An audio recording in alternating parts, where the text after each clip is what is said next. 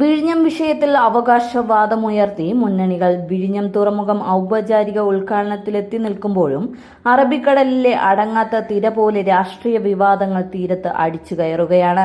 വികസനത്തിൽ രാഷ്ട്രീയമില്ലെന്നാണ് വാദമെങ്കിലും ഭരണപ്രതിപക്ഷങ്ങൾ വിമർശനങ്ങളുടെയും അവകാശവാദങ്ങളുടെയും കണ്ടെയ്നറുകൾ നിരത്തിയിരിക്കുകയാണ്.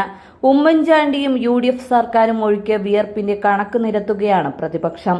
സർക്കാരിന് സ്വന്തമായി ഒരു പദ്ധതി പോലുമില്ല, ചിത്രം പോലും ഞങ്ങളുടെ ഉമ്മൻചാണ്ടി കൊണ്ടുവന്ന പദ്ധതിയുടേതാണ് എന്നാണ് UDFന്റെ വാദം.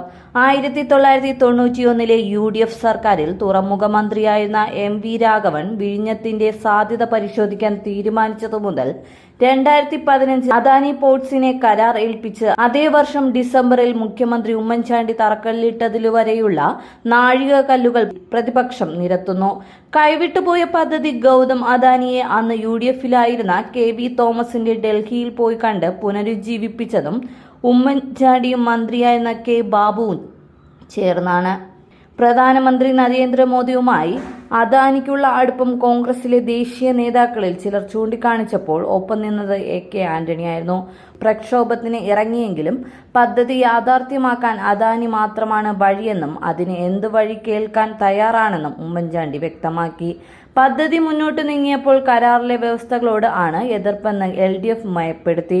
കരാർ പൂർണ്ണമായി വെബ്സൈറ്റിൽ പ്രസിദ്ധീകരിച്ച UDF എല്ലാം സുതാര്യമാണെന്ന് പറഞ്ഞു.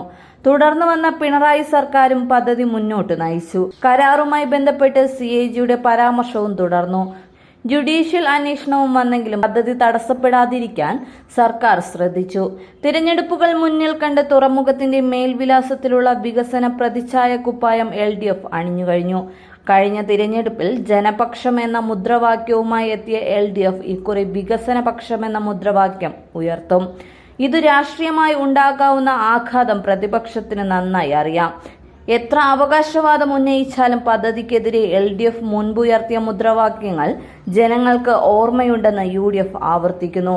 കേന്ദ്രം കഴിഞ്ഞതുകൊണ്ടാണ് പദ്ധതി യാഥാർത്ഥ്യമായതെന്നും യഥാർത്ഥ വികസനവാദികൾ തങ്ങളാണെന്നും മോദിയെ ഉയർത്തിക്കാട്ടി BJPയും അവകാശപ്പെടും.